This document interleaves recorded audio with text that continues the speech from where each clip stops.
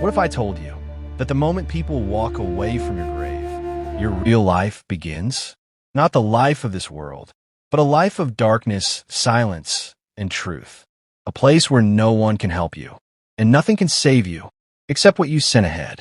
This is the story of your first night in the grave. It was just another normal day. The sun was shining. People were busy. Life was moving forward.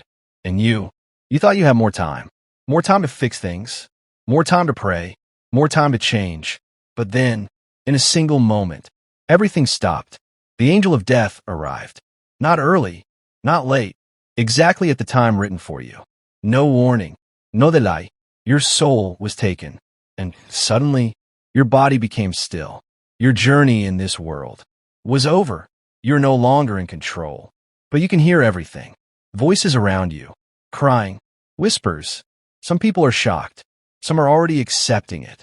And slowly, people begin to move on.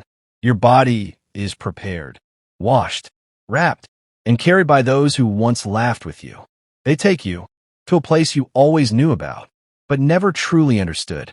The grave. You're lowered into the ground. Gently, carefully, but inside, you feel something you've never felt before. Helplessness. Complete helplessness. You try to move, to speak, but you can't. Then, the first handful of soil falls. Thud, then another. Thud. Each sound echoes, as if the world above is closing forever. The light disappears. Voices fade away, and one by one, everyone leaves. Even those who loved you the most. They walk away, and you realize something terrifying. Backhand index pointing right, you are alone. Darkness surrounds you. Not the kind of darkness you know. This darkness feels heavy, alive, endless. There is no time here. Minutes feel like hours. Hours feel like forever. You wait, not knowing what will happen next. And then suddenly, the silence breaks. Point two beings appear. Powerful, serious, unavoidable. They sit you up and ask questions. Not about your job, not about your money, but about your faith. Backhand index pointing right, who is your Lord? Backhand index pointing right, what is your religion? Backhand index pointing right, who is your prophet? This is the moment of truth. If your life was built on faith, your answers come naturally. But if you ignored the truth, your tongue struggles, your heart shakes, and silence becomes your answer. If you lived with sincerity, something beautiful happens. The grave begins to expand. Light enters from above. Peace surrounds you. Fear disappears. And a window opens, showing you a glimpse of Jannah. At that moment, you feel something you haven't felt before. Backhand index pointing right, true peace.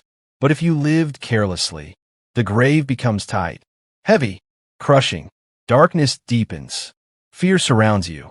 And a window opens, not to Jannah, but to a place of fire, a place of regret. Now, nothing matters anymore. Not your money, not your status, not your followers.